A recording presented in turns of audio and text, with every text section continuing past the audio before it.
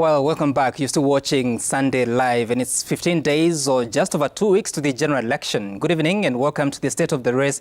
My name is Sam Gituku and I'm in studio with Dr. Tom Wolf, a research analyst from TIFA Research.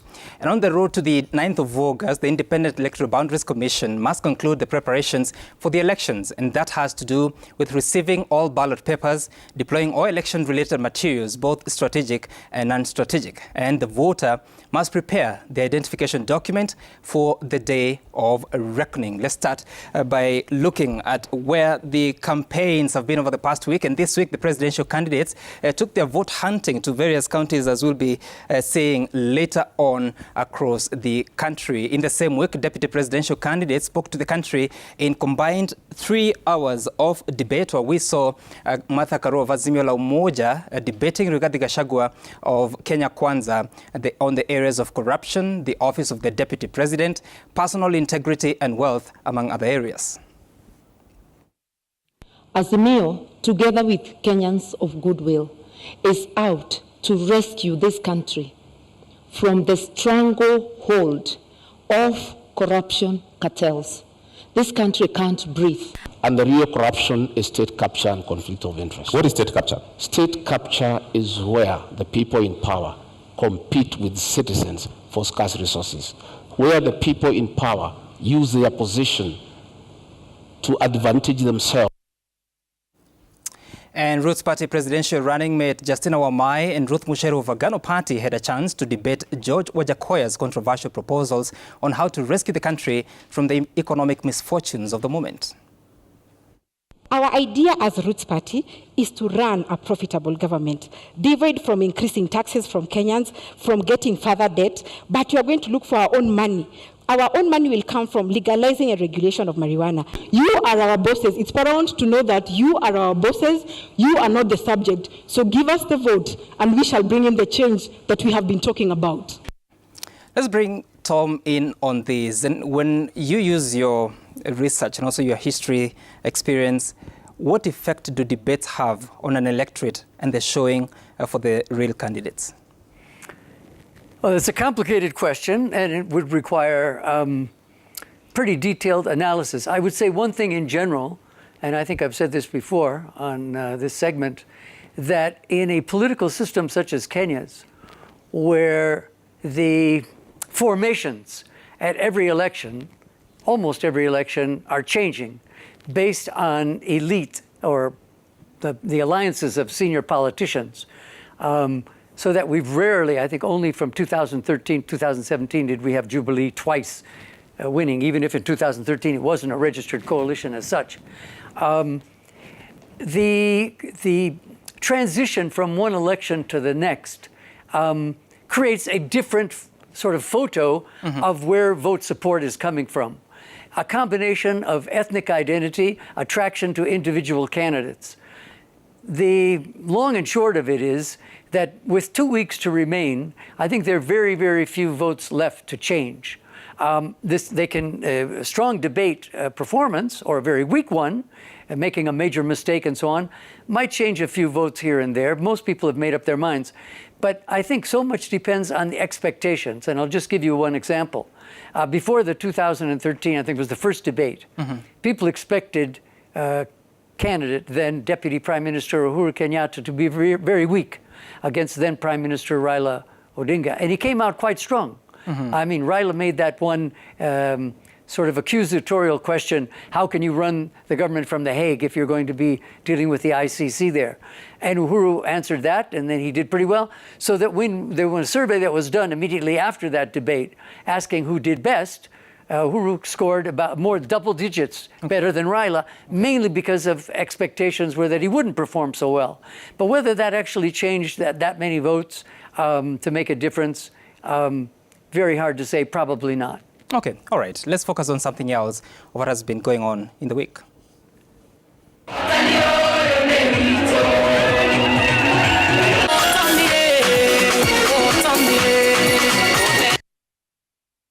After the debate, Martha Karua and Rigathi Gachagua resumed the campaign trail away from their principles, and this time focusing their energies on the vote-rich central Kenya counties. Karua held meetings in her home county of Kirinyaga, Nyeri, Kiambu, and Murang'a in a bid to sway voters to the Azimio side. But where was one Rigathi Gachagua?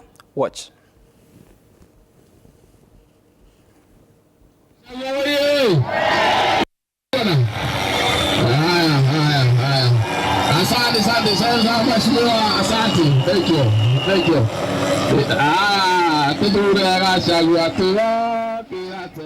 Right, on his part, Gachagua was in Murang'a, Nyandarua and Kirinyaga counties wing the voters to the Kenya Kwanza side.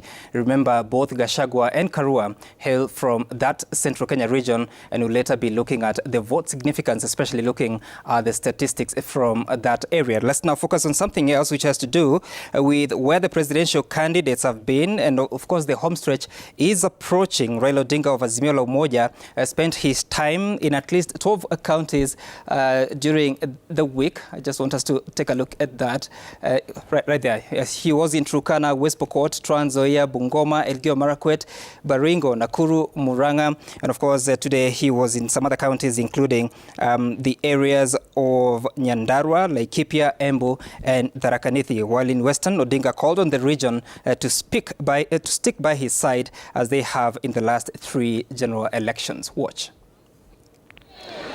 Kule Kakamega 65 wako na 20 na kitu. Kule Busia 72 wako chache sana huko Busia. Weta na Jigamba ati wanashinda Bungoma. Ati aliahidi Ruto ya kwamba yeye atashinda Bungoma. Right, on the other hand, William Ruto and his Kenya Kwanza team were in at least 12 counties during the week, majorly in Lower Eastern, Coast and South Rift regions. They started the week in Nairobi before heading to Kitui, Machakos and Makueni counties, then the coastal counties before proceeding to Kajiado, Narok and Kericho. According to recent opinion polls, some of these are areas where Ruto mainly trails Odinga. Ruto claimed their competitors have been using government officers, including chiefs, to mobilize for them. Musikubali kufanyishwa kazi kinyume ya sheria na katiba ya Kenya. Sio kazi yenu kufanya kampeni ya Azimio. Azimio watafute watu yao wafanye kampeni yao. Nyinyi kazi yenu ni kufanya kazi kwa Wakenya wote bila ya kujali nani ni wa chama gani. In the same way, Roots Party presidential candidate George Wajackoyah was in Garissa and Narok counties in search for votes. His urgent message in Garissa was to the media in the upcoming presidential debate. Nyinyi waandishi nyinyi, mimi nawaonya hivi, hiyo presidential debate mimi sikuji. Ati mnasema ati tutakuwa na 2 tiers. Ati watu wakisema opinion poll ikisema 5 na juu. Nyinyi mnatubagua kwa nini? Si mnduachie huyo mzee nicheze naye na huyo na nini? For David Maure's part of the week, activities involved a peace walk in the Eastlands part of Nairobi before attending a church service Sunday morning in the city. Wengine watatu ambao tutakuwa pamoja na hawa kwa ballot, wekeni amani. Musizuzane hata kuhusu venues where you are going to meet. Musizuzane hata kuhusu hili na lile. IEBC tunasema kama vile kiongozi mmoja amesema, mufuate mambo ya transparency kabisa. Now, something else came up in the week. Both Kenya Kwanza and Azimio la Umoja are laying claim on the Nyayo National Stadium for their final campaign rally here in the city. This is not a new phenomenon. It, of course, has featured in at least the last 3 general elections. We have the ones who booked Nyayo Stadium. We have also had Azimio saying they have booked Nyayo Stadium. So is this issue of that they have booked for peace meetings, it's a big lie. It's a very big lie by Azimio. So I think what we can only tell them, let's not fight for a venue. And now, Tom, when you look at the recent activities, and of course, based on research of voter preferences, do you see the activities of the week as a consequence of how they've been polling in the opinion polls? And of course, would those opinion polls and the findings you've seen determine the actions they take in the remaining days? I don't think the polls would have much of an impact. Remember, the different counties are not electoral units in the sense that, sure, anybody who wants to win in the first round has to have at least 25% in 24 of them. But it's not similar in any way to the U.S. electoral college system, where if you win more votes in Nakuru, you get a certain number of points or votes for the whole county. So the attention, I think it's based on a combination of, first, just the distribution of registered voters that IEBC publishes, as well as where they have candidates running, especially for Parliament, the Senate National Assembly, that need support in highly contested Senate and constituency races, where the presence of the presidential candidate can make a difference in helping those people win those seats. So it's basically where populations are concentrated, and where they want to maximize, because even if you're elected president, and that's one thing that is similar in Kenya and the U.S., if you don't have working majorities in the national legislature, you're going to face some frustrations.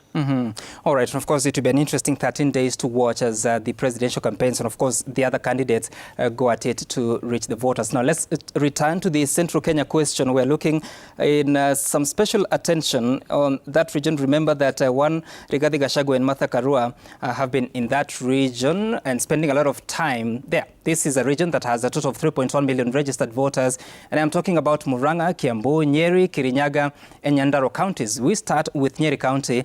It has a voter population of 481,000 this time, and in 2017, the county had a voter turnout of 86.8%. You need to note that. President Kenyatta scored 98.3% of the vote against Odinga's 1.2%. We then cross to Murang'a County, which is an interesting statistical, what do you call it?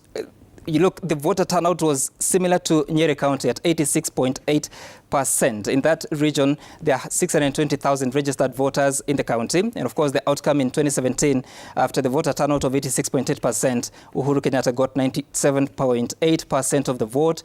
Raila Odinga got 1.7%. Then we cross over to another county, which is Kirinyaga County. And of course, has a registered voter population of 376,000. If you to reflect on the turnout in 2017, again, it was very close to 86.8% in Nyeri and Kirinyaga.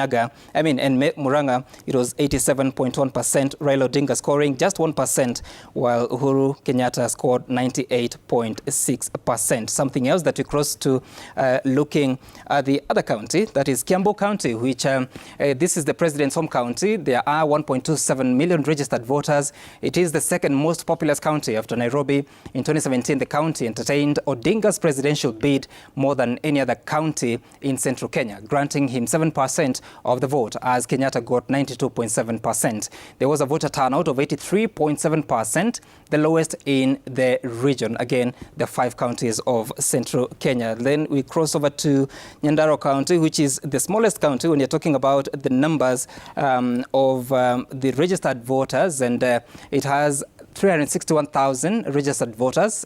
In 2017, the county had a voter turnout of 86.5%, again, very close to the turnout in the other counties. And of course, President Kenyatta scored majority of the vote at more than 98%. So, Tom, when you look at the patterns in central Kenya, and if you are to take a moment to trust the opinion polls of what they've been showing us, it appears highly unlikely that any candidate is going to score like Uhuru Kenyatta did. So then, how important is the voter turnout going to be, and if you have to be specific to both Raila Odinga and William Ruto? I mean, we can just start with your registered voter figures that you gave. That really answers your question.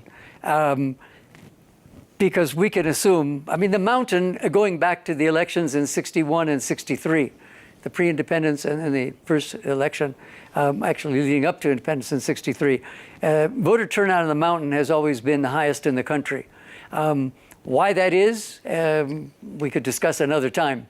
But clearly, even if our recent polls and the polls of the other firms are showing the deputy president with about a 2-to-1 margin, a 2-to-1 advantage all around the mountain. The fact that there are so many voters there, it's just too important. And I think everybody agrees that this presidential election will be won or lost on the mountain. Now, we can't have undecided people voting. I mean, they'll have to make a choice. But for Raila Odinga to get an increase of 5% in the last 2 weeks from what he is today, whatever that figure is, could be the difference in him winning or losing. Similarly, if the deputy president can hold his margin and prevent any inroads, and of course both of our deputy presidential candidates come from that region, but it's just as you were going through one county after another, even if Nyandarua was the smallest, you put all of them together, it's such a huge vote basket that just a couple of percent is going to make a big difference. So I'm sure if we're having this discussion next week, there's going to be a lot of footprints again on the mountain. Of course, we'll keep our eyes and attention on all these regions, especially across the country, to see where they go and why. On to the issue of the week now. It has to do with one of the most spoken about issue in this election, yet one that attracts very limited proposed solutions. I am talking about the public debt. When President Kenyatta took over from President Kibaki in April 2013, Kenya had a public debt of just over 1.7 trillion shillings. That has risen by more than 5 times to nearly 9 trillion shillings today. According to the data from the Central Bank of Kenya, what we see is that the public debt was at 8.2 trillion shillings as of December 2021. This comprised 4 trillion shillings from the domestic market and 4.17 trillion shillings from foreign sources. The National Treasury had estimated that the debt would hit 8.6 trillion shillings by June this year, which is last month. Let's now look at the nationality of debt, if that exists. And of course, according to the Economic Survey of 2022, as of June 2021, China was the biggest external lender to Kenya. We owed China 761 billion shillings. We owed France 91.9 billion shillings, 87.2 billion shillings from Japan, 32 billion shillings from Germany, and of course the world superpower where Tom comes from, 1.4 billion shillings, of course the lowest. And then the total bilateral debts stood at 1.06 trillion shillings. Something else to look at that is percentage-wise in terms of how much we owe different countries and institutions. We start with the World Bank, where we owe 28% as of June 2021. The International Sovereign Bond, or famously known as Eurobond, accounts for 20% of the external debt. For China, 19.9%. This is almost 20%. Then, of course, African Development Bank, 8.4%. The commercial banks, this is the international commercial banks, we owed them 8.9% as of June 2021. And the International Monetary Fund, or IMF, 4.7% as of June 2021. Something else to look at is in terms of the figures-wise, the multilateral loans, which tend to have more favorable terms than country-to-country loans, were at 1.65 trillion shillings, much of it from the World Bank, as you can see from that figure of 1.09 trillion shillings. Now, you must have heard that the government has been competing with local businesses for credit. This is how the figures look like out of the 3.4 trillion shilling of domestic debt. We start by looking at those figures. The bulk of domestic borrowing was in the form of treasury bonds that stood at 2.84 trillion shillings. 765 billion shillings was in the form of treasury bills issued by the National Treasury. Majority of these are paid up by local banks or local commercial banks. What are you saying, Tom? What did you say? I wish I had some treasury bonds. I can't afford to buy any. Oh, yeah? You don't have a lot of money. We'll talk about that later. Now, the next government will inherit this burden. They will also have to work with a budget passed by Parliament early in the year to the tune of 3.34 trillion shillings. Points to note are that the government hopes to raise 2.4 trillion shillings in form of revenue, much of it from taxes. The current budget has a deficit of 862 billion shillings being financed from further borrowing. What you may not know is that beyond the 3.34 trillion expenditure budget, the country must pay back 702 billion shillings for maturing debts. Something else to look at. This is a breakdown of this financial year's new borrowing that seeks 581 billion shillings from the domestic market. So that, again, competing with local businesses. Now, all the presidential campaigns have told us that the current public debt is expensive. It is not only due to sometimes higher interest rates, but also because of the fluctuating foreign exchange rates to major currencies in the world. And I'm just crossing over to take a look at that. We look at 66% of external debt is in US dollar, meaning every time the shilling loses to the dollar, our debt becomes more expensive. 19.4% is in the form of euros, 6.3% in Japanese yen, 5.6% in the Chinese yuan. Over 80% of the public debt matures in over 10 years, meaning it will be with us for some time. And so, what are the presidential campaigns saying about this concern? We begin by looking at the Kenya Kwanza manifesto that was released towards the end of June. There's an acknowledgement of how deep a concern it is. The manifesto only advocates for increased productivity in the country that will make it possible to raise local revenues. However, the document has no mention of specific interventions on how to take the current situation forward. But Deputy President William Ruto this week promised to slow down the debt accumulation. Listen. Number one, we will put the brakes on more borrowing. It may not come to zero, but we will begin the journey to slow down on borrowing. Because they say when you find yourself in a hole, stop digging. Now, the Azimio manifesto launched early June went into detail to document some of the proposals that an Azimio government would restructure and reprofile the debt portfolio. It would reduce the pace of debt accumulation, strengthen debt management policies, institutionalize debt disclosure, only borrow for viable projects, and that it would pursue debt relief negotiations. Listen. What is really killing are the commercial debt with short-term period of repayment, high interest rates. Those are the ones that you really need to renegotiate and get maybe a refunding or so that you can extend it to a long-term debt with lower repayment rates and also reduce the rate of interest. Now, according to the data we have, which both Kenya Kwanza and Azimio movement, and of course every other Kenyan can access, over 80% of external debt has terms of 10 years and longer. There has been no specific proposals to specific categories of debt by the two camps. Now, the alternative, the Agano Party proposes to renegotiate repayment plans, publish major international contracts like that of the SGR, the Expressway, and various ports in the country. Candidate Omoro Wahiga proposes to limit annual loan repayments to 1 trillion shillings. Currently, debt servicing of principal and interest amounts is beyond the 1 trillion shilling mark. You may be wondering, what is the Roots presidential candidate, George Wajakoya, proposing? He is saying that we will grow marijuana and pursue other animal products for the export market to deal with the debt situation. There are, however, no specific interventions proposed. And so, Tom, as you look at this, this has been used as one of the black ships of the current regime. I'm talking about the Jubilee administration. But also, when you look at the proposals being raised by these manifestos, some of them with a lot of gaps, how then how important is it an issue in this election? And really, should Kenyans be thinking about this or not? Well, whether they should be thinking about it or not, I can't say. But the next finance minister is certainly going to have to be thinking about it. I also saw in the paper a couple of days ago a letter by the Chinese ambassador disputing the fact that the largest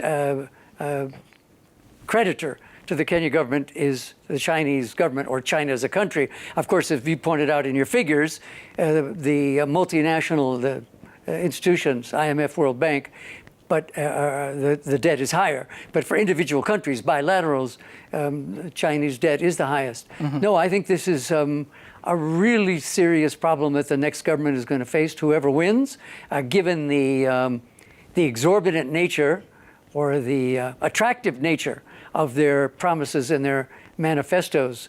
And I think related to that, and I haven't seen figures just lately, but historically there's always been a slowdown in economic activity around election time.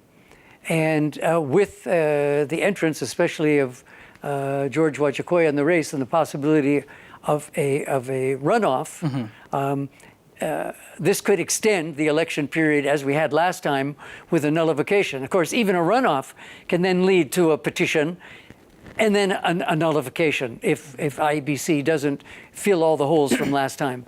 So how even a single additional election would affect not only the amount of money that Treasury has to pay for that, but the impact on the private sector and keeping the economy moving fast enough so that the KRA revenue collection, tax collection, will be high enough so that whoever moves into State House and Treasury after this August 9th election will be able to. And just on top of that, you can correct me, but I've seen the Azimio presidential candidate repeat the BBI proposal of increasing the mandatory allocation to counties from 15 to 30 or 35%. 35. Now that's going to, and I haven't heard that from Kenya Kwanza. Have you? No. Well, there's All it of means, increasing the allocations. Yeah, but without naming the precise figure. Yeah. The point is, anything that is now allocated through statute, let alone constitutional amendment, is going to make it that much harder for the national government to service that debt. Because county governments, even if many of them benefit from the loans that this national government get, I'm not aware of any constitutional provision that gives the county governments any responsibility for helping to service that debt. Right. So, serious problem. I don't think most voters will pay that much attention to it because the menu looks so tantalizing at the moment of what is being promised.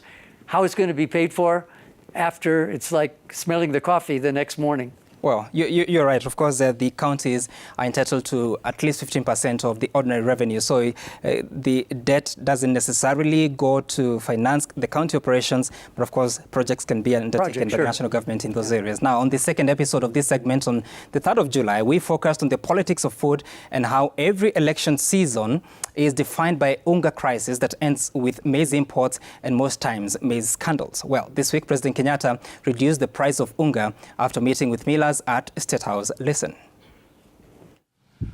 Is it a coincidence that we have an unga crisis just before every election?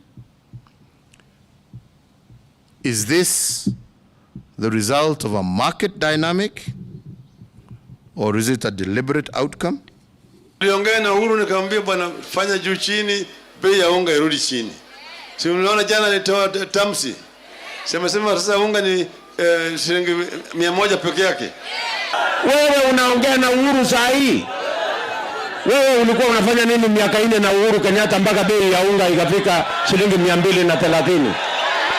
Hiyo ni utapeli, si utapeli. Ni ukora, si ukora.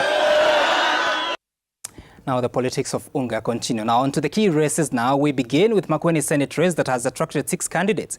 They are outgoing Governor Professor Kivutha Kibwana, Victor Kioko of ODM, Makueni MP Daniel Manzo of Wiper, Patrick Malika of NARC Kenya, Florence Ndiliku of Jubilee, and Robert Mue of UDA. Let's focus on Turkana County. The governor's race has attracted the people that want to succeed. Governor Josephat Nanok has 4 candidates. They are former CS John Munyes of Jubilee Party, Joseph Atol of MAPK, Turkana Central MP John Lodepe of UDA, and Jeremiah Napotikan on an ODM ticket. Now we move to the coast, where you find the Taita Taveta governor's race that has attracted 13 candidates. Talk about that, 13. Perhaps the most populated race in this election. They are current Governor Granton Samboja of Jubilee, former Senator Danson Mwazo of Wiper, Patience Nyange of NARC, George Mwazige of DAPK, Thomas Mwakida of ODM, former Governor John Murutu of UDA. Those are 6, now 7 others. There are 1 Agnes Mwangombe of ANC, Faustin Mgendi of TSP, Onesmus Nzioki Mwinzi, an independent candidate, Stephen Mwakesi of PEP, Francis Moita of Safina, Godin Omwanda. Well, let me get the name here. Godino Mwagandla, or an independent candidate, and Andrew Mwadime an independent candidate. So 13 candidates for that race that residents and voters of that area have to vote on. And finally, on the key races, the Homa Bay governor's seat has attracted 3 candidates. They are Gladys Wanga of ODM, Evans Kidero, an independent candidate, of course, the former governor of Nairobi, and Charles Rabudi of UDA. Now, on to the hits and misses of the week. And we begin with President Kenyatta's review of the unga prices may have attracted mixed political reactions like we had from the candidates there. For the consumer, though, it is a relief and therefore a hit. Something else that becomes a hit for the week. Another hit is the successful conduct of the deputy presidential debate on Tuesday, the civility of the candidates and the efforts by the media industry, a hit again. Now, to something else that is on the road ahead. The electoral body, that is IEBC, is expected to continue receiving electoral materials like the ballot papers, KIMS kits, and finalize on logistical plans to all corners of the country, despite the controversies existing at the moment. On Tuesday next week, we're expecting that presidential candidates are expected to face each other at the presidential debate to discuss their proposals on key concerns of Kenyans. And finally, on the road ahead that has to do with the more than 16,000 candidates in this election, also expected to hasten their campaigns in search for votes as the season approaches the final week of official campaigns. Like I told you, we have 13 days for the official campaign season, but 15 days to the election. And with that, I wish to thank our analyst, Dr. Tom Wolf from TIFA Research, for making time for us. Thank you. And see you again. Welcome. See you again next week. You're so big now. And with that, that's the end of State of the Race. I am Sam Gituku. See you again next week on Sunday Live. And of course, Sunday Live now takes a break, returns with more stories of the day in a moment.